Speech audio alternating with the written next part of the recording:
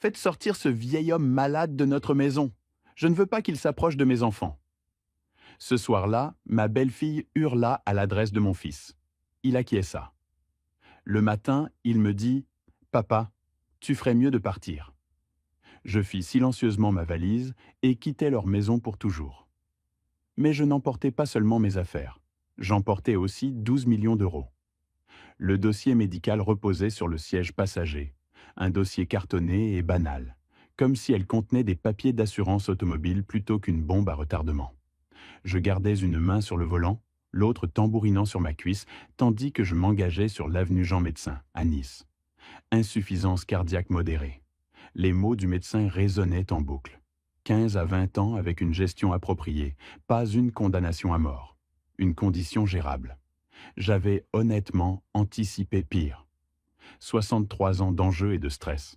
À bâtir une entreprise à partir de rien, à la revendre 5 ans auparavant. J'aurais dû être reconnaissant. Mais en roulant vers la maison de mon fils à Cimiez, Nice, cette demeure que j'avais aidé à acquérir avec 50 000 euros qu'il croyait être un cadeau, la gratitude me semblait prématurée. Le véritable test commençait ce soir. Cela faisait 3 ans que je vivais avec mon fils Michael et sa femme Jennifer. 3 ans à jouer le retraité modeste, le père qui avait liquidé ses affaires et simplifié son existence. Chaque mois, je remettais à Michael 3 000 euros en espèces, ma contribution aux dépenses du ménage. Il l'acceptait comme un loyer de locataire, ce que j'étais, je suppose. Je me garais dans l'allée, à côté du SUV blanc de Jennifer. La maison paraissait parfaite, sous la lumière déclinante de Mars, tout en charme provençal et avec un jardin soigneusement aménagé. Mes 50 000 euros avaient rendu cela possible, bien qu'ils n'auraient jamais la pleine mesure de ce que j'aurais pu faire pour eux, ce que je pouvais encore faire s'ils s'en montraient dignes. À l'intérieur, ma petite fille Olivia, 8 ans, avec les yeux vifs de sa mère, mettait la table. Mon petit-fils, Lucas, 6 ans, faisait s'écraser des voitures miniatures sur le sol du salon. « Papy !» Lucas se jeta sur mes jambes. Je le rattrapais, sentant la douleur familière dans le bas de mon dos. Doucement, petite course de démolition. Je lui ébouriffai les cheveux. « Où est ton papa ?»« Au bureau », répondit Olivia, sans lever les yeux de ses fourchettes, déjà si précises, comme sa mère. Reproduisant déjà l'efficacité de sa mère, Michael apparut, vêtu de sa tenue décontractée du week-end. Un polo coûteux, un jean de créateur qui valait plus que ma première voiture. À 38 ans, il avait hérité de ma carrure, mais d'aucune de ma détermination. Consultant en marketing, quoi que cela veuille dire, il gagnait un argent décent, mais en dépensait davantage. « Salut, papa, comment s'est passé le rendez-vous » Je brandis la chemise. J'ai les résultats. Son expression vacilla. De l'inquiétude peut-être, ou juste un intérêt poli. Difficile à dire ces derniers temps. « Parlons-en après le dîner », dis-je. Jennifer apparut de la cuisine, les cheveux blonds tirés en arrière, vêtue de vêtements de yoga qui coûtaient probablement 200 euros. À 36 ans, elle s'entretenait avec le dévouement de quelqu'un qui craignait de vieillir. Elle jeta un coup d'œil à la chemise, puis à moi, puis détourna le regard. « Le dîner est prêt », annonça-t-elle. « Les enfants, lavez-vous les mains. » Nous nous assîmes. Poulet grillé, légumes rôtis, quinoa. La cuisine de Jennifer était compétente et sans joie. Chaque repas était calibré pour la santé et l'esthétique. « Alors, le médecin ?» dit Michael, coupant son poulet en morceaux identiques. J'avais répété cette annonce calme. « Observez leur visage, mesurez leur réaction. Insuffisance cardiaque, stade modéré. » Je laissais l'information s'installer. J'observais. Cela semble effrayant, mais c'est gérable avec des médicaments et des changements de mode de vie. Le cardiologue était en fait optimiste. 15 à 20 ans avec des soins appropriés. La fourchette de Jennifer s'arrêta à mi-chemin de sa bouche. « C'est préoccupant, papa. Il faudra être prudent. » Ses yeux se posèrent sur Michael une fraction de seconde, un regard que je n'étais pas censé remarquer. « Oui, papa, c'est difficile. » Michael tendit la main vers son verre d'eau. « Assure-toi de suivre les prescriptions du médecin. » Des mots sans chaleur. Une sympathie de façade, comme on commenterait les embouteillages de quelqu'un. Olivia me regardait avec de grands yeux. « Tu vas aller bien, papy ?»« Je vais bien, ma chérie. » lui souris-je. Cela signifie juste que je dois prendre mieux soin de moi. Michael, as-tu terminé la proposition Henderson? Demanda Jennifer. Juste comme ça, le sujet changea. Ma santé, mon diagnostic, balayait aussi vite qu'une remarque sur la météo. Michael se lança dans les détails de son travail. Jennifer hocha la tête, posa des questions, s'engagea pleinement. Je mangeais mon poulet et mémorisais l'instant. Après le dîner, je m'excusai pour me retirer dans ma chambre. Le bureau converti, le plus petit espace de la maison, contenait à peine mon lit et ma commode. J'ouvris le tiroir supérieur où 12 enveloppes identiques reposaient en rang, une pour chaque mois de l'année. J'avais préparé celle de ce mois-ci il y a 3 jours. 30 billets de 100 €, neufs et craquants. De retour dans la salle à manger, Michael chargeait le lave-vaisselle. Je lui tendis l'enveloppe. La contribution de ce mois-ci. Il la prit sans regarder à l'intérieur. Merci, papa. Même plus de prétention à la gratitude. Juste une acceptation automatique. La mémoire musculaire d'un droit acquis. Jennifer observait depuis l'embrasure de la cuisine, son regard suivant l'enveloppe jusqu'à la main de Michael avant qu'elle ne se détourne. Je me retirai dans ma chambre et m'assis au bord de mon lit. Les murs étaient minces ici. J'entendais Michael et Jennifer s'affairer, coucher les enfants, suivre leur routine du soir.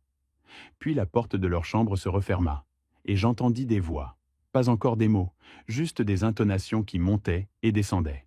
Le volume augmenta. Je me levai, m'approchai de ma porte. Ma main trouva la poignée. Quelque chose me tira dans le couloir. Un instinct me disait que c'était important, que je devais entendre ce qui allait suivre. J'ouvris ma porte, doucement. Je m'avançai dans le couloir faiblement éclairé. Au fond du couloir, une lumière jaune filtrait sous la porte de leur chambre. Les voix devinrent plus nettes, plus distinctes. Celle de Michael, murmurée, défensive et faible. Puis la voix de Jennifer, tranchante, perçant les murs. « Il faut qu'on parle de ton père. » Je restai figé, les mains toujours agrippées à la poignée de ma porte. Les mots restaient suspendus dans l'air, comme une lame au-dessus de ma nuque. « Parce que j'en ai marre, Michael. J'en ai complètement marre. » La voix de Jennifer portait une rage que je n'avais jamais entendue diriger contre moi, bien que j'aie toujours soupçonné qu'elle sommeillait quelque part sous son apparence sereine de yogi. La réponse de Michael était à peine audible. « Jenny, baisse la voix. Les enfants iront bien. Fais sortir ce vieil homme malade de ma maison. Je ne veux pas qu'il soit près de mes enfants avec toutes ces maladies. Il nous tire vers le bas, Michael. Tu ne le vois donc pas ? » Les mots frappaient comme des coups physiques. Vieil homme malade. Ma maison. Il nous tire vers le bas. Jenny, c'est mon père. Où est-il censé aller? Je m'en fiche. Une maison de retraite, un appartement, n'importe où. Nous lui avons offert un toit quand il en avait besoin. Maintenant, il doit se débrouiller, surtout avec ses problèmes cardiaques. Et s'il meurt ici? Et si les enfants le trouvent? Y as-tu pensé? Sa voix dégoulinait de mépris. Chaque mot imprégné d'un dégoût qu'on ne pouvait ni feindre ni exagérer. C'était sa vérité, enfin révélée. Il paie 3 000 € par mois, tenta Michael faiblement. 3 000 €? Cette maison nous coûte 5 000 € par mois rien qu'en hypothèque, sans compter les charges, la nourriture, tout le reste. Il couvre à peine la moitié de sa part, et maintenant il est malade. Non, absolument pas. Je veux qu'il parte. Où suis-je censé lui dire d'aller? Dis-lui n'importe quoi. Dis-lui que nous avons besoin d'espace. Dis-lui que c'est mieux pour sa santé d'avoir son propre logement. Je me fiche de ce que tu dis. Fais-le partir. 1 semaine, Michael. Je veux qu'il soit parti dans 1 semaine. Le silence s'étira. J'attendais que Michael me défende, qu'il montre un peu de caractère, qu'il retrouve le garçon que j'avais élevé pour défendre ce qui est juste. D'accord. Sa voix sortit petite, vaincue. D'accord, je lui dirai demain. Arrête juste de crier. Je reculai dans ma chambre, refermai la porte avec un silence précautionneux. Ma main tremblait en lâchant la poignée. Je restais dans l'obscurité. Je n'allumais pas la lumière. Je ne bougeais pas vers le lit. Je restais juste là, absorbant tout le poids de ce que j'avais entendu. Il y a 3 ans, Michael m'avait appelé. Papa, Jenny et moi avons trouvé cette maison incroyable, mais il nous manque de quoi payer la compte. J'avais fait le chèque de 50 000 € le lendemain. L'étreinte reconnaissante de Michael, les larmes de joie de Jennifer. Merci, merci. Cela signifie tout pour nous. 3 ans. 3 ans d'argent liquide chaque mois, à me faire plus petit, à tester si leur gratitude était sincère ou répétée. J'avais ma réponse. Je me dirigeais vers le placard, écartais les chemises suspendues et trouvais la petite boîte sécurisée sur l'étagère supérieure. À l'intérieur, des relevés bancaires privés que je gardais cachés. Le plus récent affichait un solde de 12 347 000 €, à quelques intérêts près qui s'accumulaient quotidiennement. Il pensait que j'avais tout perdu en vendant mon entreprise, que j'avais réduit mon train de vie par nécessité plutôt que par choix. Il n'avait aucune idée du prix réel de la vente, de ce que j'avais soigneusement investi, de ce que j'avais délibérément dissimulé en jouant le rôle du modeste retraité. Je m'assis sur mon lit, dans l'obscurité totale, et ne dormis pas. Les souvenirs affluaient. Le financement des études universitaires de Michael, 180 000 € sur 4 ans. L'investissement immobilier que je l'avais aidé à acheter dans la vingtaine, puis que je l'avais aidé à vendre quand il l'avait mal géré. La voiture, le mariage, les aides et les renflouements sans fin, les soutiens qui n'avaient apparemment bâti que de l'attente. Quand la lumière finit par se glisser sous ma porte, j'avais transformé la trahison en quelque chose de plus dur, de plus clair, de plus utile. J'entendis du mouvement dans la cuisine, des bruits de petit déjeuner. Je m'habillai, m'aspergeai le visage d'eau et sortis pour trouver Michael préparant du café avec une concentration exagérée. « Bonjour, papa. » Il ne croisa pas mon regard. « Bonjour. » Nous restâmes dans un silence gênant. Jennifer passa en coup de vent, attrapa son téléphone et disparut à nouveau. Les enfants dormaient encore. Michael s'éclaircit la gorge. « Papa, j'ai pensé que ce serait peut-être mieux, tu sais, pour tout le monde si tu trouvais ton propre logement, ton propre espace pour ta santé. Vraiment. Moins de stress, plus d'indépendance. Nous te donnons 1 semaine pour, prendre tes dispositions. » Chaque mot était répété, mais mal prononcé. Il fixait sa tasse de café comme si elle contenait des réponses. Je regardais mon fils, le regardais vraiment, et vis clairement ce qu'il était devenu. Un homme façonné par la voie de la moindre résistance, marié à une femme qui avait consumé tout le caractère qu'il aurait pu posséder. Je comprends parfaitement, Michael. Ma voix était froide, maîtrisée. Je vais commencer à prendre mes dispositions dès aujourd'hui. Quelque chose dans mon ton le fit lever les yeux brusquement. Peut-être s'attendait-il à des protestations, de la culpabilité, des supplications. Au lieu de cela, il reçut une acceptation qui aurait dû l'effrayer plus que la colère. Je me dirigeai vers ma chambre, sortis ma valise du placard et commençai à plier mes vêtements. Chaque mouvement était délibéré, méthodique. À travers les murs fins, j'entendis la voix de Jennifer, éclatante de soulagement. Il est vraiment en train de faire ses valises. Je continuais à plier, chemise, pantalon, tout ce dont j'aurais besoin. Autour de moi, des cartons que je n'avais jamais complètement déballés en 3 ans. J'avais toujours su que cet arrangement pourrait être temporaire. Je voulais juste savoir pourquoi il prendrait fin. En milieu de journée, je fis une pause, m'assis au milieu des cartons à moitié pleins, tenant une photo encadrée de la remise de diplôme universitaire de Michael. La cérémonie que j'avais payée, le diplôme que j'avais financé, la fierté que j'avais ressentie en le voyant traverser cette scène. Je la posai face contre terre dans un carton. Mon téléphone était posé sur la table de chevet. Je le pris, ouvris l'application bancaire privée. Le solde me fixait. 12 347 000 €. J'ouvris mon application de recherche immobilière, tapai soigneusement. Maison de luxe à Nice, 500 000 € et plus. L'écran se remplit de propriétés, de domaines en bord de mer, de demeures modernes, de joyaux historiques rénovés. Je les fis défiler, chaque annonce plus impressionnante que cette maison que je les avais aidés à acheter. Pour la première fois depuis la nuit dernière, un petit sourire froid traversa mon visage. Ils voulaient le vieil homme malade hors de leur maison. Ils n'avaient aucune idée de la maison que le vieil homme pouvait se permettre. Je posai le téléphone et ouvris plutôt mon ordinateur portable. Un meilleur écran pour des recherches sérieuses. Le portail bancaire se chargea et il était là. 12 347 612 euros. Le chiffre que j'avais vu grandir pendant 5 ans en faisant semblant d'être fauché. Il y a 5 ans, j'avais vendu les propriétés commerciales du bois pour 8 millions d'euros. Pas une fortune selon certains critères, mais plus que respectable pour une entreprise que j'avais bâtie à partir d'un simple duplex locatif dans les années 90. L'acheteur, un groupe d'investissement lyonnais, voulait mes 23 propriétés dispersées entre Nice et Antibes. J'avais encaissé le chèque, payé les impôts et investi ce qui restait avec l'attention méticuleuse que j'avais toujours accordée à l'argent. Obligations, fonds indiciels, quelques actions technologiques avant qu'elles n'explosent. Rien de fantaisiste, juste une croissance constante pendant que je jouais le rôle d'un modeste retraité. Le test avait commencé il y a 3 ans. J'étais propriétaire d'une maison de 4 chambres à Guéraud, entièrement payée, valant peut-être 400 000 euros. Michael m'appela un dimanche, la voix tendue par le stress. « Papa, Jennifer et moi avons trouvé cette maison incroyable à Cimier, mais il nous manque 20 000 euros pour l'apport. » J'avais fait un chèque de 50 000 euros le lendemain. Je lui avais dit que c'était tout ce que je pouvais épargner de la vente de l'entreprise.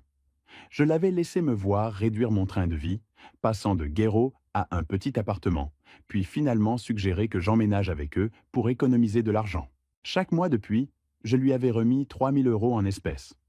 Chaque mois, je les avais vus l'accepter comme leur dû. J'avais vu la gratitude se calcifier en attente. J'avais vu l'amour se confondre avec l'utilité financière. Le test était terminé. Les résultats étaient clairs. Je consultais les annonces immobilières. Le Carré d'Or attira d'abord mon attention. Des appartements de luxe et des maisons modernes près de l'eau, à proximité de Cap 3000. Montboron semblait prometteur aussi. Un quartier de vieille bourgeoisie avec des rues bordées d'arbres. Le quartier de la Libération avait du charme, mais me semblait trop proche de leur monde. Je mis 7 propriétés en favori. 5 dans le Carré d'Or, 2 à Montboron. Fourchette de prix de 500 000 à 600 000 euros. Toutes des maisons individuelles, toutes avec de vrais jardins et de l'intimité. Mon téléphone était posé à côté de l'ordinateur portable. Je le pris, trouvai le numéro que je voulais. Azur Immobilier, Diane à l'appareil. Je suis intéressé par la visite de propriétés dans le quartier du Carré d'Or. Je gardai ma voix ferme, professionnelle. Mon budget va jusqu'à 600 000 euros et je suis prêt à faire une offre entièrement en espèces. Sa pause dura 2 secondes. En espèces? C'est merveilleux, monsieur Dubois. Silas Dubois. Monsieur Dubois. Son ton changea, devint plus concentré. Quand souhaiteriez-vous planifier les visites? Dès que possible. Je travaille avec un délai serré. Je peux vous montrer plusieurs propriétés demain après-midi. 14 heures vous conviendrait? Parfait. Après qu'elle eut raccroché, j'appelai mon banquier privé, Douglas Chen. Nous travaillions ensemble depuis 23 ans, depuis qu'il était conseiller junior et que j'achetais ma 3e propriété locative. Silas, sa voix portait une chaleur sincère. Ça fait un moment.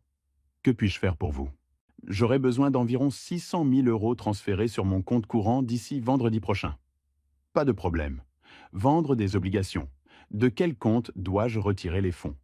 Partagez-le entre les obligations municipales et le fonds indiciel CAS 40, ce qui est le plus judicieux fiscalement. Assez facile. Acheter quelque chose d'intéressant? Une maison? Un nouveau départ? Il ne demanda pas pourquoi, ne fouilla pas. C'est pourquoi j'étais resté avec lui toutes ces années. Les 2 jours suivants, je conduisis. Michael partait travailler à 7h30. Jennifer emmenait les enfants à l'école à 8h. J'avais les matinées pour moi, sillonnant le Carré d'Or et Montboron, observant les maisons, imaginant différentes vies. Certains quartiers me semblaient trop stériles. Que des constructions neuves et aucune personnalité. D'autres avaient du caractère, mais des problèmes d'entretien que je ne souhaitais pas gérer à 63 ans. J'avais suffisamment géré de biens immobiliers pour repérer les soucis dès le trottoir. Le mercredi après-midi, je retrouvais Diane Morrison dans un café près de la place Rossetti.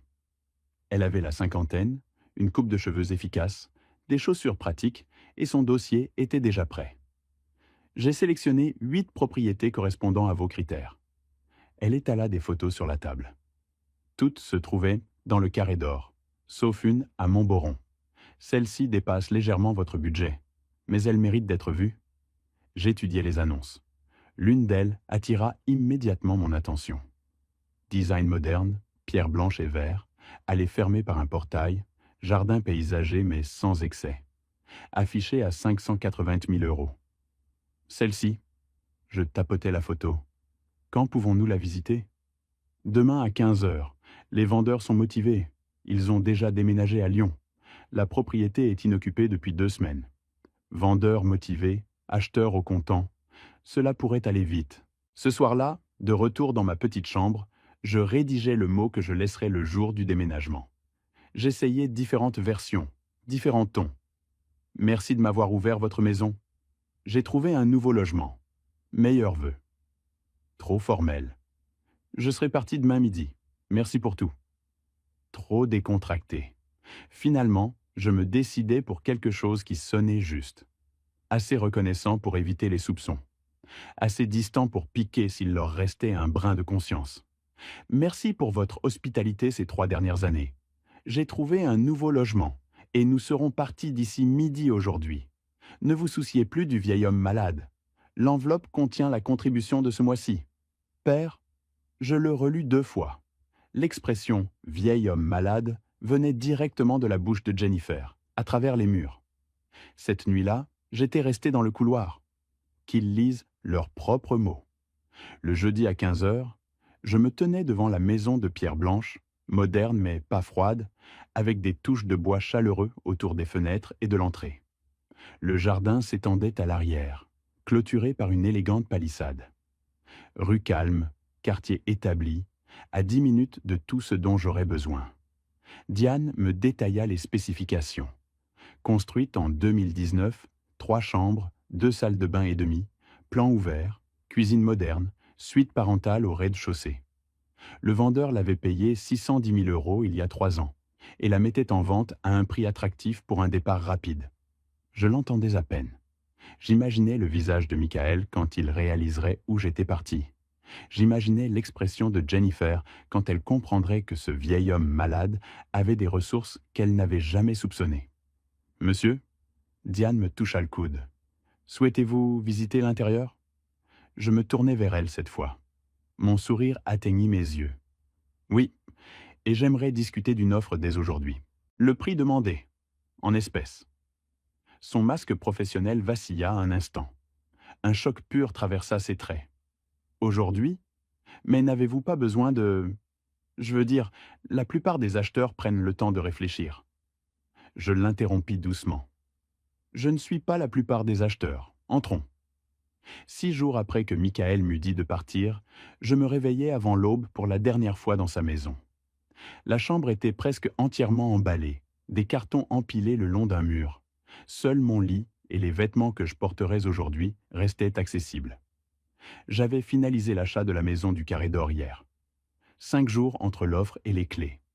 Un temps record, avait dit Diane. Mais c'est ce qui arrive quand on paie en espèces et que les vendeurs sont désespérés de finaliser leur déménagement à Lyon. Les déménageurs arriveraient à 8 heures. Je pris le mot sur ma table de chevet. Le relus une dernière fois. Merci pour votre hospitalité ces 3 dernières années. J'ai trouvé un nouveau logement et serai parti d'ici midi aujourd'hui. Ne vous souciez plus du vieil homme malade. L'enveloppe contient la contribution de ce mois-ci. Père, vieil homme malade. Les mots exacts de Jennifer, soigneusement conservés. Je me rendis à la cuisine dans l'obscurité, plaçai le mot sur la table où il le trouverait au petit déjeuner. À côté, je déposai l'enveloppe de ce mois-ci, 3 000 euros en billets de 100 euros neufs, ma dernière contribution. L'ironie me semblait appropriée. Michael partit travailler à 7h20, plus tôt que d'habitude, essayant probablement de m'éviter. Jennifer emmena les enfants à l'école à 8h. Je regardais de ma fenêtre son SUV blanc reculer de l'allée. J'avais contribué à son achat. Le camion de déménagement arriva exactement à 8h. 2 hommes, Une équipe professionnelle gérèrent tout avec efficacité. J'avais vécu léger ici, sans jamais déballer complètement mes affaires. Cela simplifiait les choses aujourd'hui. C'est un bel endroit où vous déménagez, monsieur, dit le chef d'équipe en consultant son presse-papier. Vous améliorez votre situation? On pourrait dire ça, répondis-je d'une voix neutre. Un nouveau départ. Ils chargèrent les cartons pendant que je faisais une dernière inspection. La chambre de Michael et Jennifer, où j'avais attendu dans le couloir cette nuit-là, écoutant mon destin se décider. Les chambres des enfants, des jouets éparpillés sur le sol, l'enfance que je manquerais de voir se dérouler. La salle à manger où j'avais révélé mon diagnostic à des visages qui ne pouvaient cacher leur gêne. Je ne ressentais rien.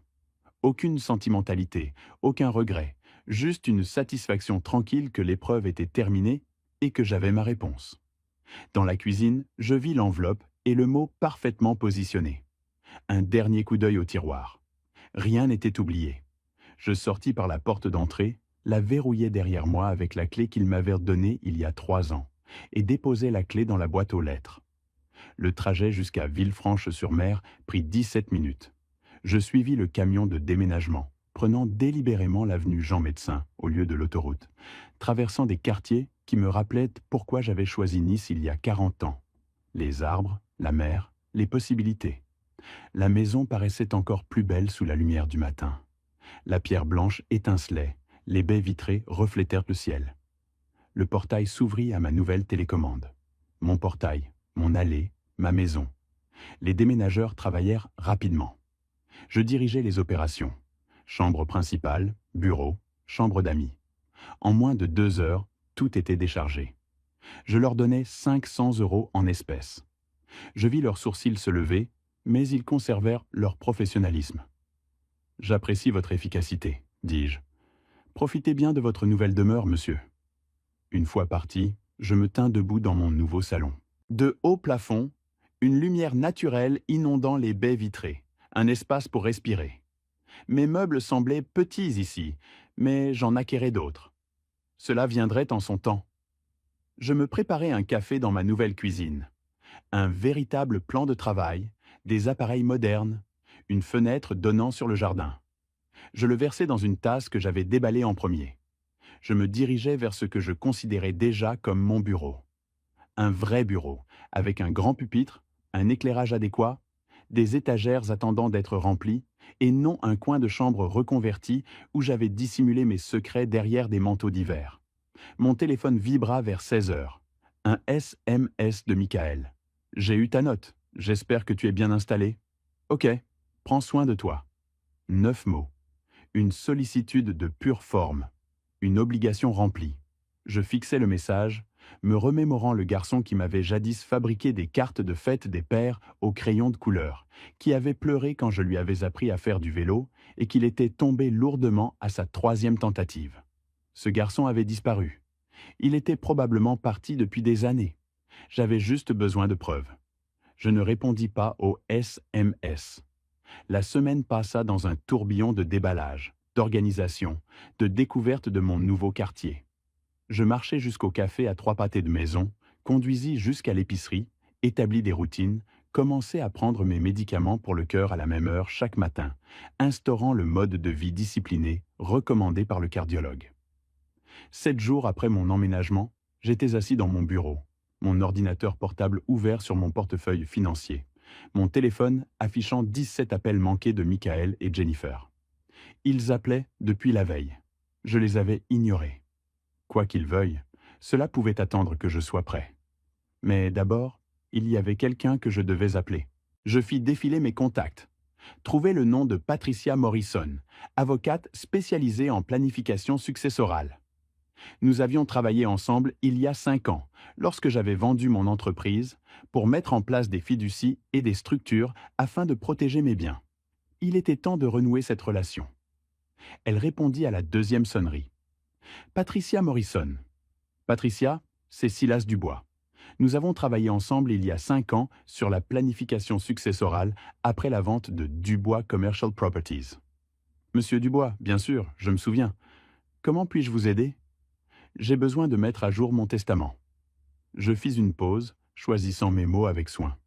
Et j'ai besoin que vous passiez un coup de fil à mon fils, Michael Dubois. Il est temps qu'il apprenne quelques petites choses sur les finances de son père.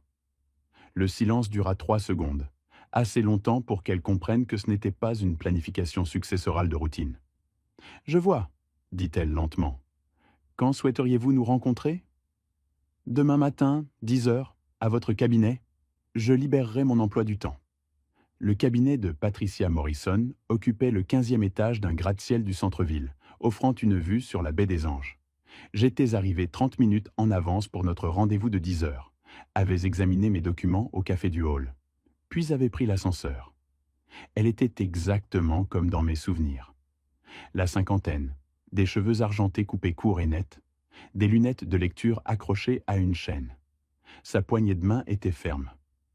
« Monsieur Dubois, ravi de vous revoir. »« Patricia, merci d'avoir libéré votre emploi du temps. » Nous nous installâmes dans son bureau.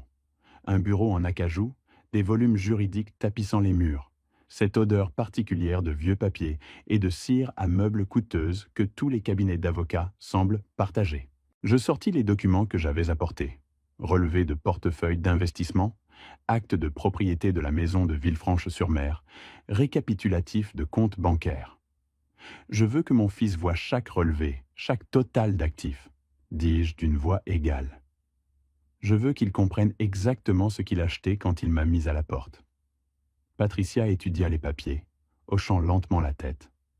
Vous voulez un impact maximal. Je veux qu'il sache ce que l'on ressent avec 12 millions d'euros de regrets. Elle prit des notes sur son bloc-notes juridique. Je l'appellerai aujourd'hui. Je programmerai un rendez-vous pour cette semaine. Plus vite il saura, plus vite il commencera à faire des erreurs. Des erreurs?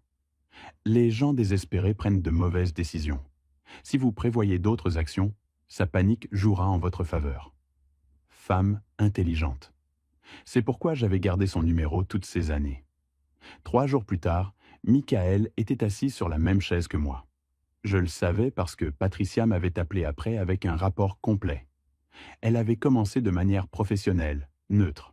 « Monsieur Dubois, merci d'être venu. Je m'occupe de la planification successorale de votre père et il souhaitait que vous soyez informé de certains biens. » Michael avait semblé confus. « Des biens? Je veux dire, papy a vendu sa maison il y a des années. Il vivait avec nous. Je ne comprends pas ce que... » Patricia fit glisser le premier document sur son bureau. Un relevé de portefeuille, mon nom en haut, le solde clairement indiqué en gras. Votre père possède un portefeuille d'investissement évalué actuellement à environ 12 millions d'euros. Michael fixa le papier. Patricia raconta que son visage s'était vidé, comme un écran d'ordinateur figé en pleine tâche. 12? Je suis désolé, quoi? Elle lui montra d'autres documents. L'acte de propriété de la maison de Villefranche-sur-Mer, des relevés bancaires, des déclarations fiscales de la vente de l'entreprise il y a 5 ans, 8 millions d'euros inscrits noir sur blanc. Mais il vivait avec nous. La voix de Michael était rauque. Il nous donnait de l'argent chaque mois. Il avait besoin d'aide. Votre père a mentionné ses contributions, 3 000 euros par mois, c'est exact? Oui, parce qu'il n'avait pas les moyens. Les mots de Michael s'éteignirent à mesure que la logique s'imposait. 3 000 euros sur 12 millions, des miettes d'une fortune. Patricia porta le coup de grâce avec un détachement professionnel. Monsieur Dubois a vendu son entreprise immobilière commerciale il y a 5 ans pour 8 millions d'euros. Il a investi judicieusement. Il n'a jamais eu besoin d'aide financière. Ses contributions mensuelles étaient un choix de sa part, pas une nécessité. Elle me raconta que Michael était resté immobile pendant 1 minute entière. Puis il avait commencé à respirer rapidement. Des halètements courts, comme si quelqu'un lui avait donné un coup de poing dans l'estomac. Auparavant, poursuivit Patricia, vous étiez désigné comme l'unique bénéficiaire de la succession de votre père. Il souhaitait que vous sachiez qu'il reconsidère désormais cet arrangement. Il vous contactera lorsqu'il sera prêt à en discuter davantage. Michael quitta son bureau, marchant comme un somnambule. J'imagine que la descente en ascenseur sur 15 étages lui parut une chute.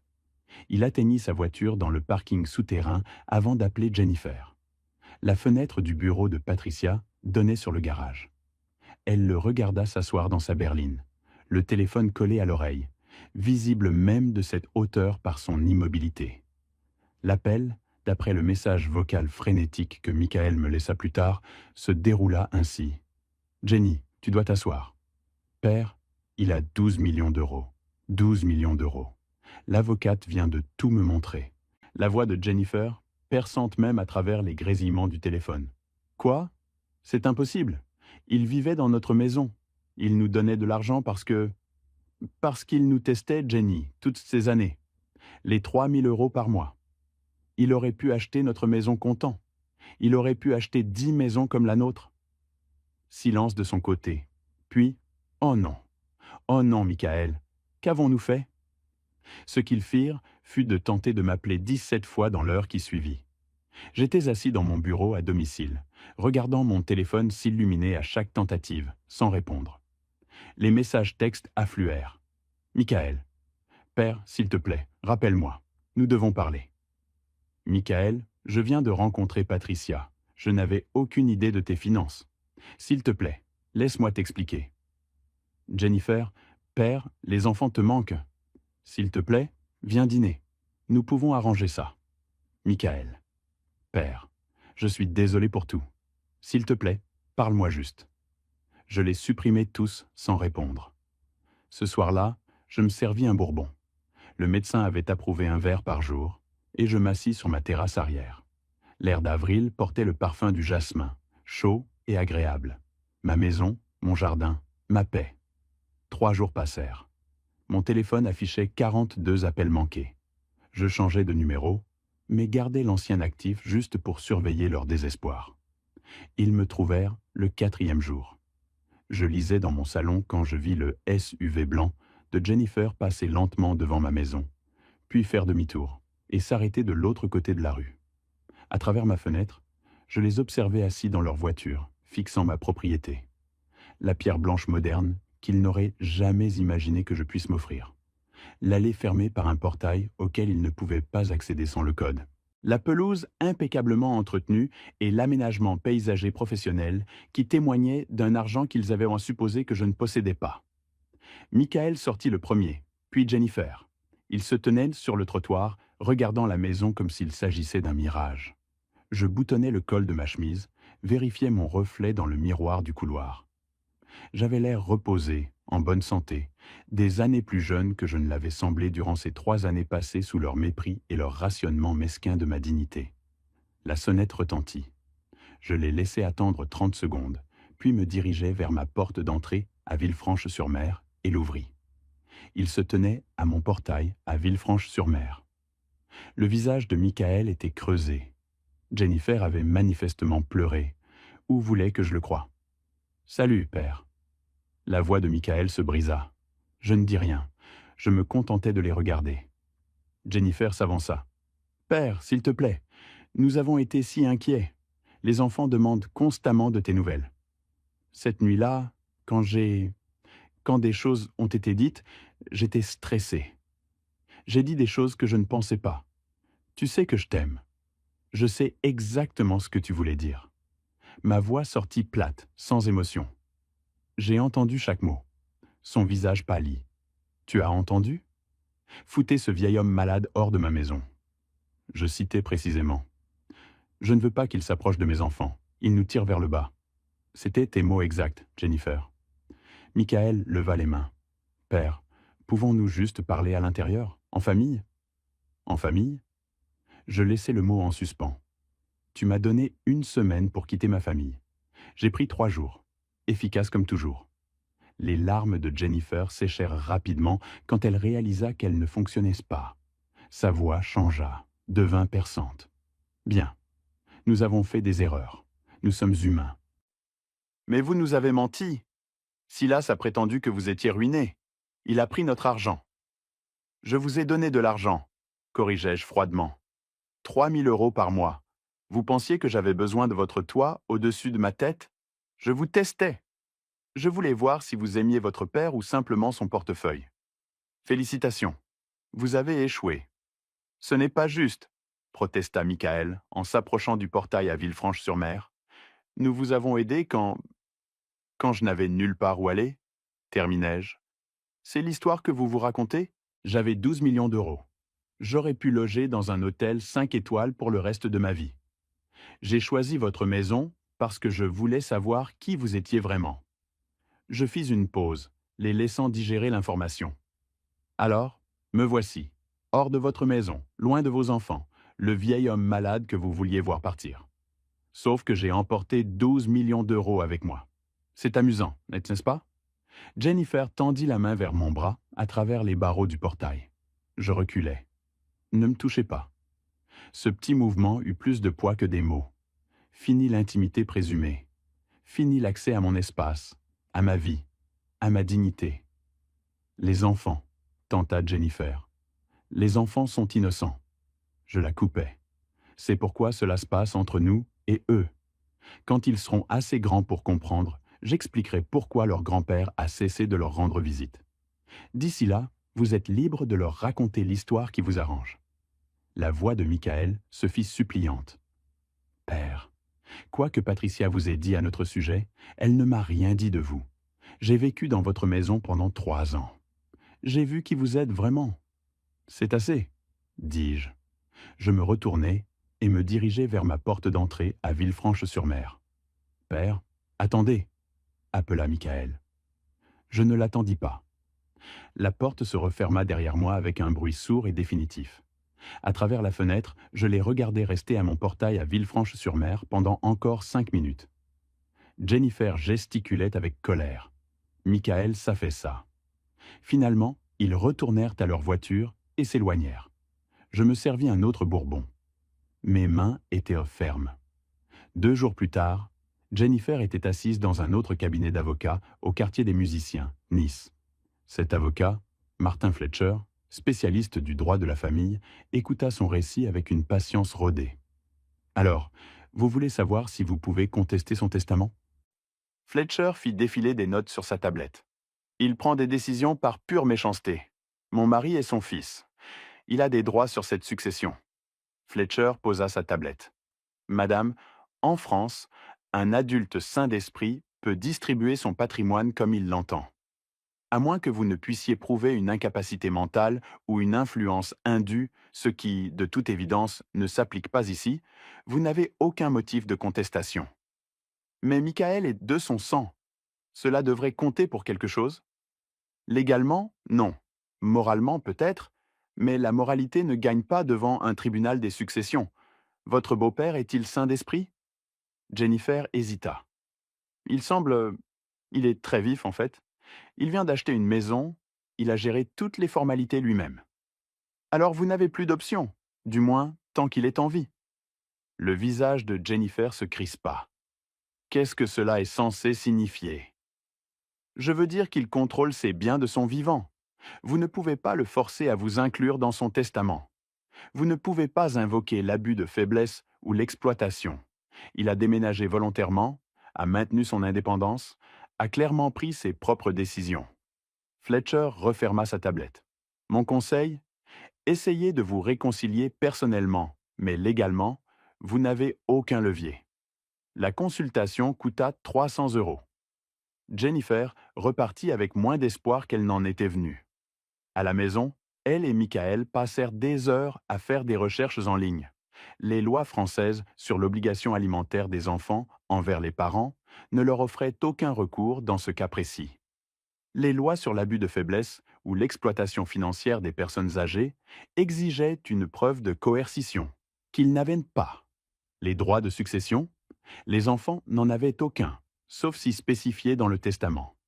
Chaque porte était verrouillée. « Nous vivons au jour le jour », dit Jennifer un soir, fixant leur compte bancaire sur son ordinateur portable. 25 000 € d'économie. Notre prêt immobilier est de 4 200 € par mois. Si quelque chose arrive, si l'un de nous perd son emploi, ça n'arrivera pas, dit Michael, mais sa voix manquait de conviction. Il aurait pu nous aider toutes ces années. Au lieu de ça, il nous a regardé nous débattre alors qu'il était assis sur des millions. Il nous a donné 50 000 € pour l'apport, dit Jennifer, la tête levée d'un coup. Ce n'était pas un cadeau. Il a dit que c'était un prêt. Il t'a fait signer des papiers, tu te souviens? Le visage de Michael pâlit. C'était juste... il a dit que c'était pour des raisons fiscales.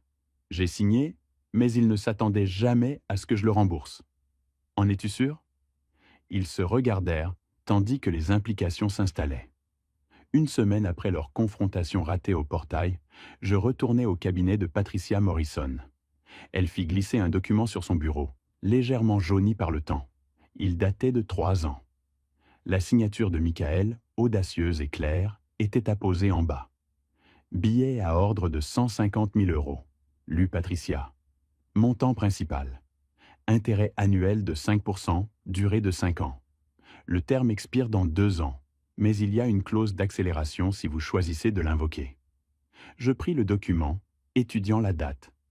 Exactement 3 ans auparavant, le jour où j'avais emménagé dans la maison de Michael et Jennifer à Cimiez, Nice. Les 50 000 euros pour le rapport, plus 100 000 euros pour les rénovations qu'ils avaient souhaitées. Nouvelle cuisine, amélioration de la salle de bain principale, aménagement paysager. Je l'avais appelé un cadeau, verbalement, mais les papiers que Michael avait signés sans lire racontaient une toute autre histoire. Un prêt légal, un contrat contraignant, tout était dûment notarié. Quel est le montant total dû si j'invoque la clause d'accélération? Patricia sortit sa calculatrice. Le capital de 150 000 euros plus 3 ans d'intérêt composé à 5% par an. Environ 173 600 euros. Je m'étais protégé même à l'époque, il y a 3 ans, sachant que ce jour pourrait arriver. Une partie de moi avait pressenti qui était vraiment Michael, avait préparé ce moment de vérité. Je veux invoquer la clause. Patricia hocha la tête. Cela rend le solde total exigible dans 90 jours. Je vais rédiger la lettre de mise en demeure. Elle marqua une pause, les doigts suspendus au-dessus de son clavier. Ils ne pourront pas payer, vous savez. Pas une telle somme dans un délai aussi court. Je sais. Je rencontrai son regard. C'est précisément le but. Patricia commença à taper. Les cliquetis du clavier résonnaient comme un compte à rebours sur la vie confortable de Michael et Jennifer. La lettre de mise en demeure arriverait par courrier recommandé. 90 jours pour produire 173 600 euros ou faire face à une procédure de saisie sur la maison que je les avais aidés à acheter. La maison avec mes 50 000 euros de fonds propres. La maison d'où ils m'avaient jeté comme un déchet. La justice a un goût froid, mais elle est savoureuse. La lettre recommandée arriva un mardi. Michael la signa à leur porte d'entrée à Cimiez, Nice, vit le cabinet d'avocats de Patricia Morrison sur l'adresse de l'expéditeur, et ses mains commencèrent à trembler avant même qu'il n'ouvre l'enveloppe. À l'intérieur, un en-tête de lettres officielles, propre, professionnel, dévastateur. Cher Monsieur Michael, conformément à la clause d'accélération du billet à ordre daté du 15 avril 2022, le montant total de 173 600 euros, comprenant un capital de 150 000 euros ainsi que les intérêts et frais accumulés, est désormais exigible dans les 90 jours suivant la présente notification. Il l'a lu 3 fois. Les mots ne changèrent pas. Était jointe une copie du billet à ordre, sa signature, audacieuse et assurée, en bas. 3 ans auparavant. Si désireux de cette maison, si reconnaissant de l'aide de son père, le souvenir refit surface, net et précis. Le père à leur ancienne table de cuisine, faisant glisser des papiers, juste une formalité, reconnaissant le don pour l'apport. À des fins fiscales, Michael avait signé sans lire. Pourquoi l'aurait-il lu? C'était son père. On fait confiance à son père. Jennifer le trouva assis à leur table de salle à manger. La lettre était étalée devant lui comme une preuve sur une scène de crime. « Qu'est-ce que c'est » Il lui tendit le document, la regarda pâlir, puis rougir, puis pâlir de nouveau.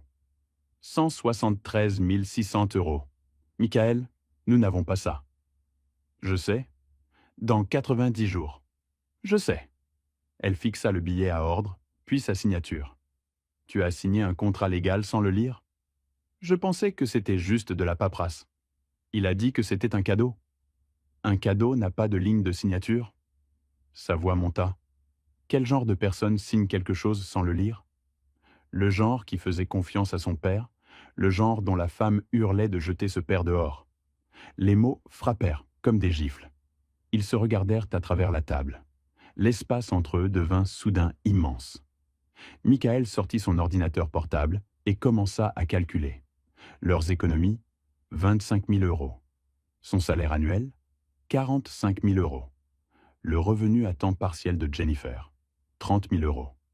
Soit un total de 75 000 euros par an, 62 000 euros après impôt. Ils avaient besoin de 173 600 euros en 90 jours.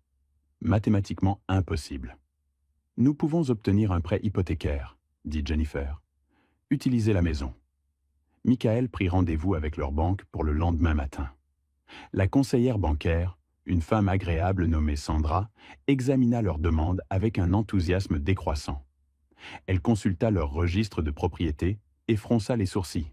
« Monsieur Michael, je vois qu'il y a déjà une hypothèque sur votre propriété pour 150 000 euros. Tant que celle-ci n'est pas réglée, nous ne pouvons pas approuver de prêt supplémentaire. »« Mais la maison vaut 400 000 euros, dit Michael. « Nous avons des fonds propres. Pas si vous n'en êtes pas le propriétaire exclusif. Cette hypothèque est prioritaire. Avez-vous envisagé de vendre la maison ?» La question resta en suspens comme de la fumée. « C'est notre maison, » dit Michael doucement. « La maison de nos enfants. » L'expression de Sandra s'adoucit d'une sympathie professionnelle. « Je comprends, mais légalement, nous avons les mains liées. » 3 autres banques donnèrent des réponses identiques. Jennifer commença à vendre des biens ce week-end-là. Des sacs à main de marque sur Facebook Marketplace. 40% de réduction sur le prix de détail. Des bijoux sur Vinted. Des meubles sur Le Bon Coin. Chaque vente était comme arracher un morceau de leur peau. La table de poker de Michael, de ses jours de célibataire, partit pour 800 euros. Le vélo Peloton de Jennifer, 1200 euros. Le mobilier de leur chambre d'amis, 900 euros pour l'ensemble. Les voisins remarquèrent, commencèrent à poser des questions. 2 semaines passèrent. Ils avaient accumulé 18 000 euros grâce aux ventes, ajoutées à leurs économies, 43 000 euros au total. Il leur fallait encore 130 600 euros. Michael apportait son déjeuner de la maison tous les jours. Jennifer découpa des coupons pour la première fois en une décennie. Ils annulèrent dans les services de streaming, son abonnement à la salle de sport, le service d'entretien de la pelouse, de petites dégradations qui semblaient énormes. Leur première vraie dispute éclata après 3 semaines. Michael rentra chez lui après sa 3e demande de prêt rejetée pour trouver Jennifer en larmes à la table de la cuisine. « C'est ta faute, dit-elle. Tu as signé sans lire. Tu voulais qu'il parte. Tu l'as traité de vieil homme malade qui nous tirait vers le bas. Parce que je ne savais pas qu'il avait des millions. Si tu avais su, m'aurais-tu laissé dire ces choses? Si tu l'aimais, tu ne les aurais pas dites, quel que soit le montant de son compte en banque. » La vérité de ces mots les réduisit tous deux au silence. Cette nuit-là, ils dormirent dans des chambres séparées. Mon téléphone sonna à 20h30 ce soir-là. Numéro inconnu. J'ai failli ne pas répondre. Papy Silas. Olivia. Ma petite fille de 8 ans. Sa voix était menue et effrayée. « Ma chérie, comment as-tu eu ce numéro ?»« D'une carte dans le bureau de papa. Une carte de dame. Il y avait des numéros dessus. La carte de visite de Patricia. Malin, ma puce. Papy, pourquoi ne viens-tu plus nous voir? On a fait quelque chose de mal ?» La question transperça quelque chose que j'avais soigneusement blindé. « Non, ma chérie, vous n'avez rien fait de mal. Les enfants à l'école disent des méchancetés sur maman et papa. Je ne comprends pas ce qui s'est passé. » Je fermai les yeux. Dommages collatéraux. L'expression que Patricia avait employée. « Olivia, parfois les adultes font des erreurs. Tes parents et moi sommes en train de régler certaines choses. Ce n'est pas de ta faute et ce n'est pas la faute de ton frère. D'accord ? » « D'accord. » Elle n'avait pas l'air convaincue. « Tu me manques, papy ? » « Tu me manques aussi, ma chérie. » Après qu'elle eut raccroché, je restai assis dans mon bureau pendant 20 minutes, à fixer le vide. Puis j'ai appelé Patricia. « J'ai reçu un appel d'Olivia ce soir. »« Les enfants, c'est la partie la plus difficile, » dit-elle doucement. « Ça l'est toujours. »« Est-ce que je vais trop loin ?» Patricia resta silencieuse un instant. « Ton fils t'a mis à la porte quand tu étais malade. Il a préféré la cruauté de sa femme à ta dignité. Les enfants souffrent, oui, mais leurs parents ont créé cette situation. Tu donnes une leçon qui doit être donnée. Ils ont 8 et 6 ans et ils s'en remettront. Les enfants sont résilients. Mais si tu arrêtes maintenant, si tu laisses Michael et Jennifer s'en tirer sans véritable conséquence, quelle leçon cela leur donnera-t-il? Que la cruauté n'a pas de prix, que la famille ne signifie rien. Je savais qu'elle avait raison. Cela ne rendait pas les choses plus faciles. Les petits-enfants ne sont pas coupés définitivement, me suis-je dit à moi-même plus qu'à elle.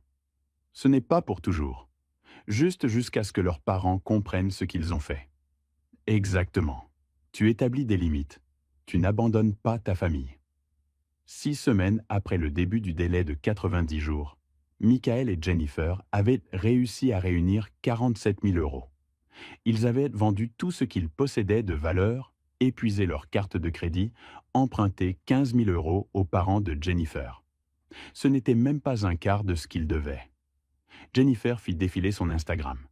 Elle avait perdu 3 000 abonnés en 2 semaines. Sa dernière publication, une photo de fleurs soigneusement filtrée avec une légende vague sur l'appréciation des choses simples, n'avait obtenu que 17 likes. Son téléphone vibra. Un SMS de Mélissa, son ancienne amie du club de lecture. « Je viens d'entendre l'histoire de ton beau-père. C'est vrai qu'il est millionnaire et que vous l'avez mis à la porte ?» Jennifer ne répondit pas. Pendant ce temps, de son côté, à Villefranche-sur-Mer, le père reçut son propre SMS de Patricia. « L'histoire circule.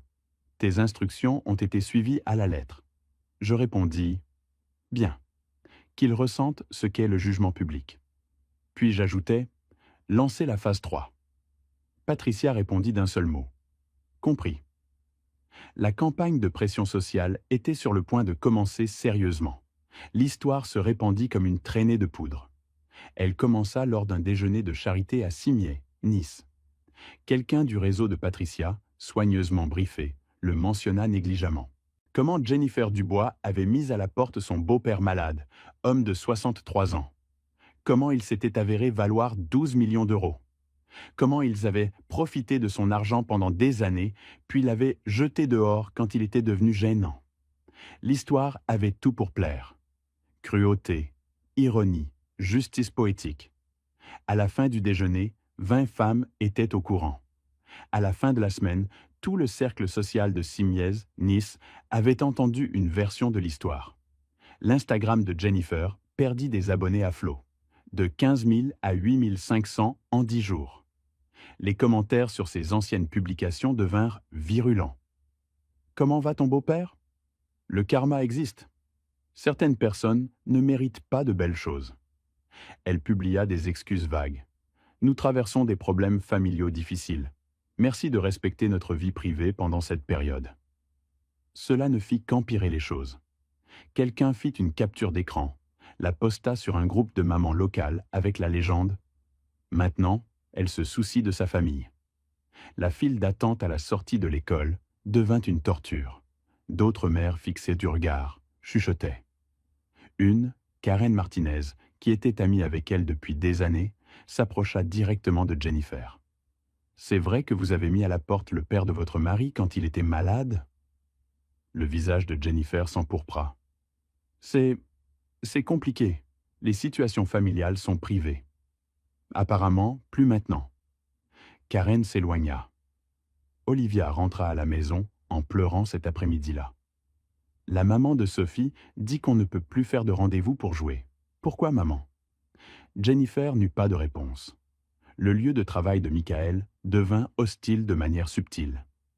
Un collègue mentionna avoir vu les publications de Jennifer sur son blog concernant la réduction de leur train de vie, faisant le lien avec les rumeurs de bureau.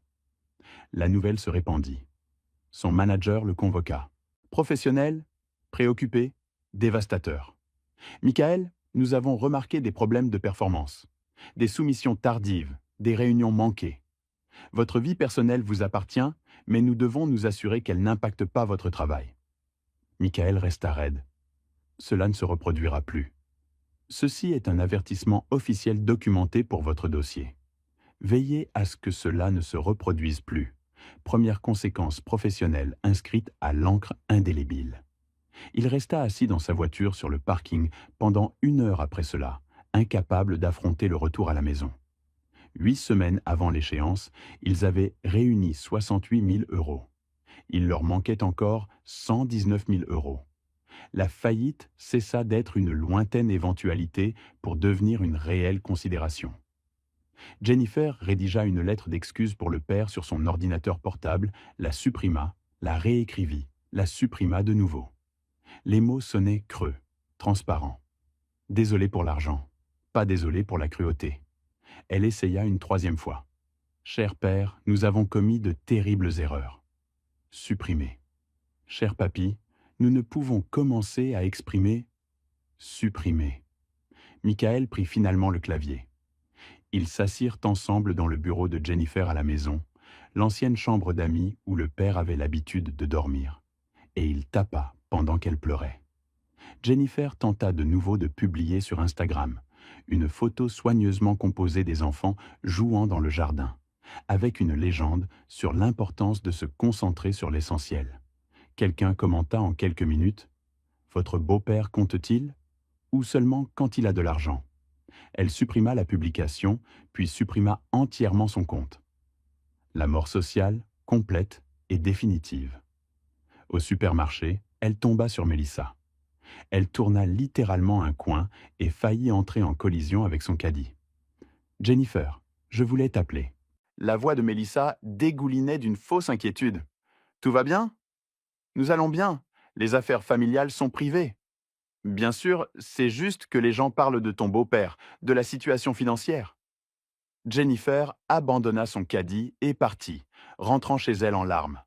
Ce soir-là, Lucas posa la question qui les brisa tous les deux. « Maman, pourquoi papy ne vient plus nous voir? On a fait quelque chose de mal ?» Jennifer ne put répondre, se contentant de le serrer contre elle. Olivia ajouta son propre coup de couteau innocent. « La maman de Tommy a dit « Papy est riche. » Il est riche? Pourquoi il ne nous aide pas? Les enfants avaient remarqué le stress financier sans le comprendre. Des courses moins chères, pas de nouveaux jouets, une tension dans chaque conversation. Tard cette nuit-là, Michael trouva Jennifer fixant leur compte bancaire sur son ordinateur portable. « Nous devons lui écrire, » dit Michael. « Vraiment nous excuser. Pas à cause de l'argent, mais parce que nous avons eu tort. Le lira-t-il seulement après ce que j'ai dit?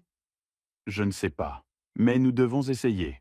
Nous avons tout perdu le reste. » Ils le pensaient littéralement.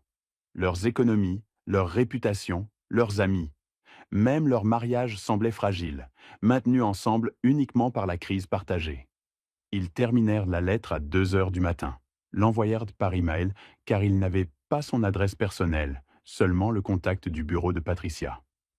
La lettre admettait tout, la cruauté, l'ingratitude, le matérialisme. Les mots de Michael cherchaient à exprimer un remords sincère. Le post-scriptum de Jennifer était plus court. J'ai dit des choses terribles à votre sujet. Je ne peux pas les reprendre. Je peux seulement vous dire que je comprends maintenant ce que nous avons gâché. Pas l'argent, vous. Et je suis plus désolé que les mots ne peuvent l'exprimer. Je la lus 2 fois. Assis dans mon bureau à Villefranche-sur-Mer, le coucher de soleil sur la baie des Anges projetant une lumière orangée à travers mes fenêtres. La maison que j'avais achetée avec mon propre argent. L'indépendance que j'avais retrouvée. La dignité que j'avais restaurée. Pendant 3 ans, j'avais joué un rôle. Le père dépendant, l'invité reconnaissant, le fardeau. J'avais voulu savoir s'il m'aimait ou seulement mon argent. Maintenant je savais, mais ils étaient se briser. Financièrement, socialement, émotionnellement anéantis. La question était, allais-je achever de les briser ou leur offrir une chance de rédemption? Je pris mon téléphone, envoyai un message à Patricia, arrangeai un rendez-vous, dans un lieu neutre. « La semaine prochaine », répondit-elle. « Condition ? » Je tapais les miennes. Puis j'ouvris le tiroir de mon bureau, en sortis une photo d'Olivia et Lucas du Noël dernier. Ils méritaient mieux que des parents qui n'aimaient que sous condition. Peut-être y avait-il aussi un moyen de leur enseigner cette leçon. Je commençais à rédiger mes conditions. Pas le pardon, mais la responsabilité, la justice, pas la cruauté. Je n'étais pas intéressé par leur destruction. J'étais intéressé par leur éducation. Le café donnait sur la vieille baie des Anges. Des baies vitrées du sol au plafond captaient la lumière de l'après-midi sur l'eau. Je l'avais choisi délibérément. Un terrain neutre, suffisamment public pour maîtriser les émotions, suffisamment élégant pour leur rappeler ce que l'argent pouvait acheter. Michael et Jennifer arrivèrent 15 minutes en avance. Je les observais depuis ma voiture alors qu'ils prenaient une table près des fenêtres. Ne commandaient rien, assis, rigides et attendant. Quand j'entrai à exactement 15 heures, ils me reconnurent à peine. J'avais repris le poids que j'avais perdu en vivant sous leur toit. Mes vêtements me convenaient parfaitement. Un pantalon de costume bien coupé, une chemise boutonnée, chère mais discrète. Fini la posture de l'invité reconnaissant. Fini les mouvements prudents conçus pour prendre un minimum de place. J'avais l'air prospère, en bonne santé, confiant, tout ce que le vieil homme malade n'était pas censé être. Je commandais un café au comptoir, payais et le portais à leur table d'une main ferme. « Père ». La voix de Michael se brisa sur la seule syllabe. Je m'assis, ne dis rien. Les laissai ressentir le silence. Michael commença le premier. « Je n'ai pas de mots pour réparer ce que j'ai fait. Tu m'as élevé, tu t'es sacrifié pour moi. Tu as payé tout ce dont j'ai toujours eu besoin. Et quand tu es tombé malade, quand tu as réellement eu besoin de soutien, je t'ai jeté comme si tu n'étais rien. » Il s'arrêta, déglutit difficilement. « Je t'ai trahi. J'ai échoué en tant que fils. Je suis désolé. » Simple, direct. Aucune excuse concernant le stress ou les malentendus. Jennifer enchaîna, les larmes coulant déjà. « Père, j'ai dit des choses horribles. Je t'ai traité de... J'ai dit que tu nous tirais vers le bas. Je voulais que tu quittes la maison de Michael et Jennifer à Simiez, Nice, loin de mes enfants. Mais ce n'était pas toi qui nous tirais vers le bas. C'était nous. Nous sommes des gens égoïstes, ingrats, qui ne te méritaient pas. » Je sirotais mon café, laissant le silence s'étirer à nouveau. Puis je posai la question que j'avais préparée depuis des semaines. « Laissez-moi vous demander quelque chose, et je veux une honnêteté totale. Vous excusez-vous parce que je suis millionnaire ou parce que ce que vous avez fait était mal ?» Le silence semblait assez dense pour être palpable. Jennifer fut la première à rompre, de nouvelles larmes traçant des sillons sur son visage. Les deux. J'aimerais pouvoir dire que c'est seulement la seconde raison, mais je mentirais. Perdre l'argent nous a fait réaliser ce que nous avions perdu en toi. Cela fait de nous des gens horribles, n'est-ce pas? Cette honnêteté me surprit. Une conscience de soi brutale, peut-être forcée par le désespoir, mais honnête néanmoins. Je sortis un dossier cartonné de mon sac, la posai sur la table. À l'intérieur, des imprimés, le billet à ordre avec la signature de Michael, leur message texte désespéré, des captures d'écran de l'effondrement de Jennifer sur Instagram. « Vous avez collecté 90 000 € en 10 semaines, dis-je. Patricia me tient informé. Vous avez vendu vos bijoux, vos meubles, saturé vos cartes de crédit, emprunté aux parents de Jennifer. » Michael hocha la tête, incapable de croiser mon regard. « Vous avez vécu avec les appels des huissiers, les jugements des voisins, l'abandon de vos amis.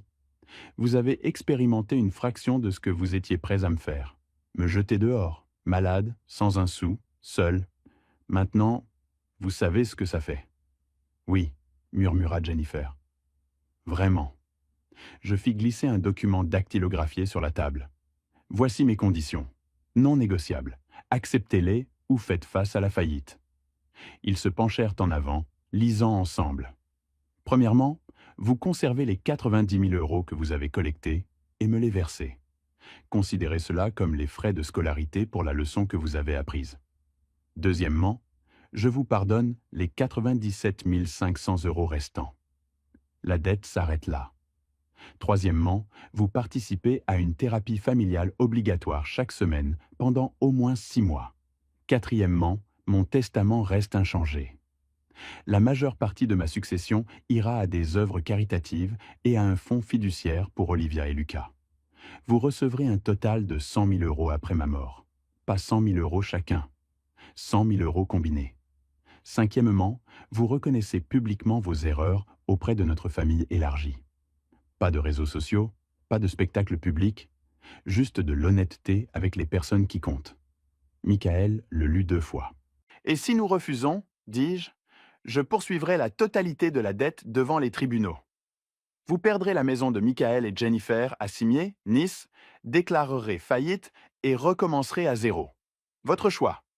48 heures pour décider. Jennifer tendit la main vers la mienne. Je la laissai la toucher un instant, puis la retirai doucement. Des limites, pas de la cruauté. Puis-je te demander quelque chose? La voix de Michael était faible. Nous pardonneras-tu un jour? Vraiment? J'y réfléchis. Je vous donne quelque chose que vous ne m'avez pas donné. Un choix. Acceptez ces conditions. Reconstruisez vos vies avec ce qu'il vous reste. Apprenez de cela. C'est plus que ce que vous m'avez offert. Avant de me lever pour partir, je demandai à voir des photos d'Olivia et Lucas sur leur téléphone. Ils s'empressèrent de me montrer des clichés récents. Les enfants grandissaient, changeaient, vivaient leur vie pendant mon absence. Quelque chose de tendu dans ma poitrine se relâcha légèrement. Ils méritent mieux que des parents qui ne valorisent que l'argent, dis-je.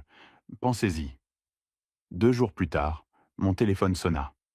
Père, nous acceptons tes conditions. Toutes. Quelque chose se relâcha dans ma poitrine. Pas tout à fait du soulagement. Pas tout à fait de la satisfaction. Quelque chose de plus calme. Les documents seront prêts demain. Patricia s'occupera de tout. Silence. Puis, Père, sa voix se brisa sur le mot. Je sais que tu ne me feras plus jamais confiance. Je sais que j'ai détruit quelque chose que je ne pourrai jamais reconstruire. Mais merci de ne pas nous avoir complètement détruits alors que tu aurais pu. Je regardais par ma fenêtre la baie des Anges, scintillante sous le soleil de l'après-midi. Je n'ai pas fait cela pour vous détruire, Michael. Je l'ai fait pour vous enseigner. Que vous appreniez ou non, cela dépend de vous. Je raccrochais. Ce soir-là, Patricia appela pour confirmer qu'ils avaient tout signé. L'accord de remise de dette, les conditions d'excuse publique, l'engagement de thérapie familiale. C'est fait, dit-elle. Justice est rendue. J'y réfléchis. Justice est rendue. Maintenant vient la partie la plus difficile, vivre avec. Mais lorsque je traversais ma maison cette nuit-là, chaque pièce que j'avais choisie, chaque meuble que j'avais sélectionné, chaque fenêtre donnant sur ma propre propriété, je ressentis quelque chose que je n'avais pas ressenti depuis 3 ans. Je me sentais chez moi. Le rassemblement eut lieu chez ma cousine Rita, à la mi-juin. Petit et délibéré. 15 personnes, la famille élargie, quelques amis proches qui nous connaissaient depuis des décennies. Rita avait proposé sa maison quand j'avais expliqué ce qui devait se passer. Michael et Jennifer arrivèrent main dans la main, unis dans leur humiliation. Le salon de Rita devint silencieux quand ils se levèrent. Michael prit la parole le premier, sa voix ferme mais tendue. Il y a 3 mois, mon père a reçu un diagnostic médical grave. Au lieu de le soutenir, je lui ai demandé de quitter la maison de Michael et Jennifer, à Cimiez, Nice. Ma femme a prononcé des paroles cruelles, et je les ai approuvées. Nous l'avons traité comme un fardeau alors qu'il méritait respect, gratitude et amour. Il marqua une pause, me regarda droit dans les yeux.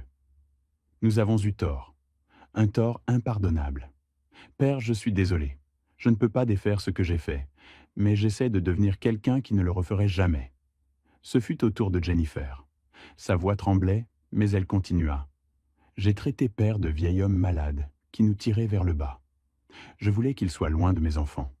La vérité, c'est qu'il nous a toujours soutenus, aidés financièrement, et j'ai répondu à sa générosité par le mépris. Elle essuya ses yeux. J'ai passé ces mois à comprendre le genre de personne que j'étais devenu, quelqu'un dont j'ai honte. Père, je suis désolé. Vous méritiez tellement mieux de la part de votre famille. Le silence persista dans la pièce. Je me levai lentement, sentant tous les regards posés sur moi. J'accepte vos excuses, dis-je. J'espère que vous avez appris que la valeur des gens ne se mesure pas à leur compte en banque, et que la famille n'est pas quelque chose que l'on jette quand cela nous arrange. Notre relation, à l'avenir, sera différente. Il y a désormais des limites, mais il y a aussi une possibilité si vous continuez à montrer par vos actions que vous avez réellement changé. Plus tard, ma cousine Rita me prit à part. Ils en avaient besoin. Ils étaient devenus insupportables, Honnêtement, le matérialisme, l'obsession du statut. Peut-être que cela les remettra sur le droit chemin? Peut-être, répondis-je. Le temps le dira. 3 semaines après les excuses, je retrouvai Olivia et Lucas dans un café près de leur école. Une visite supervisée, dans un lieu public, structurée selon mes conditions. Ils étaient nerveux au début, incertains de la manière de se comporter avec moi. Puis Lucas, mon petit-fils de 6 ans, posa la question essentielle. Papy, avons-nous le droit de t'aimer à nouveau? Ces mots me frappèrent plus fort que je ne l'avais imaginé. Je m'agenouillai à sa hauteur. Vous n'avez jamais cessé d'avoir le droit de m'aimer, mon petit, et je n'ai jamais cessé de vous aimer. Parfois, les adultes font des erreurs et ont besoin de temps pour les réparer. Vos parents travaillent à réparer les leurs. Olivia, 8 ans et perspicace, étudia mon visage. Es-tu toujours fâché contre eux? Je suis déçu, répondis-je avec prudence. Mais j'observe pour voir s'ils changent. Les actions comptent plus que les mots. Nous commandâmes des crêpes, parlâmes de l'école, des amis, de leurs projets d'été, des choses normales entre un grand-père et ses petits-enfants. Quand Michael et Jennifer vinrent les chercher, ils restèrent près de leur voiture, me laissant de l'espace, respectant les limites. Un progrès, je suppose. Patricia confirma que le fonds fiduciaire des petits-enfants avait été finalisé en juillet. 2 millions d'euros accessibles à leurs 25 ans. Michael et Jennifer signèrent un accusé de réception stipulant qu'ils n'avaient aucun accès à ces fonds. « Ils ne peuvent pas y toucher ?» demanda Michael en signant. « Pas un centime ?» Patricia confirma. « Cela protège l'avenir de vos enfants, quelles que soient vos décisions financières. » Il hocha lentement la tête. « C'est juste. Mon testament fut officiellement déposé. Des organisations caritatives recevraient 8 millions d'euros. Le fonds fiduciaire des petits-enfants contenait 2 millions d'euros. Et divers legs plus modestes iraient à des causes qui me tenaient à cœur. Michael et Jennifer. 100 000 euros au total, sur 12 millions. Le prix de la cruauté. En août, je commençai à faire du bénévolat, utilisant mon expertise commerciale pour encadrer des entrepreneurs via une association locale. De jeunes gens bâtissant quelque chose à partir de rien, comme je l'avais fait 40 ans auparavant. Cela me donna un but au-delà du conflit familial, me rappelant qui j'avais été avant l'épreuve, avant la trahison.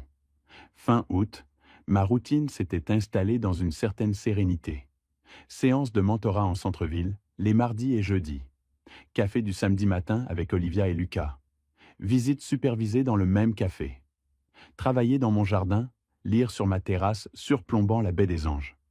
La vie était plus calme, mais plus riche. Patricia m'appela un soir début septembre.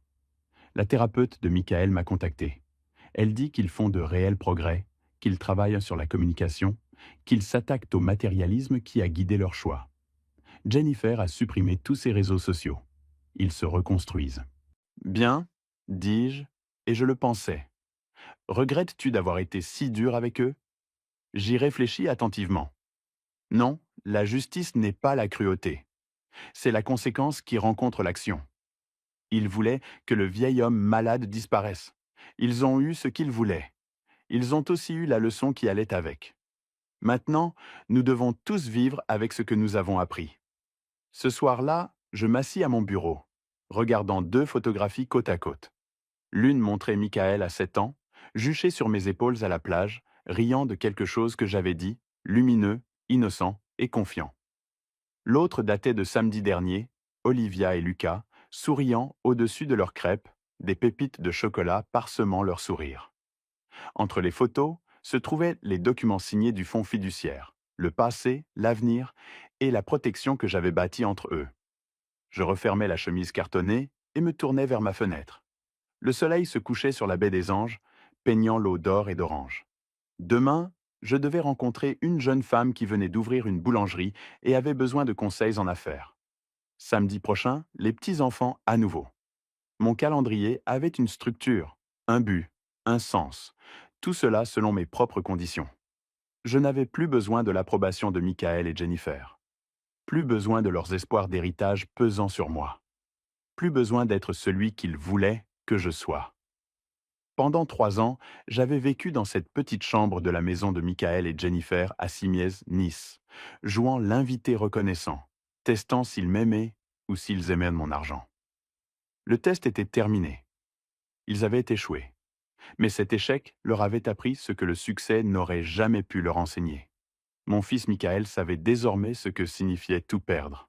Ma belle-fille Jennifer comprenait le poids des mots cruels. Et moi, je me souvenais de qui j'étais. Pas le vieil homme malade qu'ils voulaient en voir disparaître, mais l'homme qui avait bâti quelque chose à partir de rien, qui avait survécu à leur trahison, qui avait choisi la justice plutôt que la vengeance. Cet homme était enfin chez lui, complètement chez lui, en paix avec lui-même.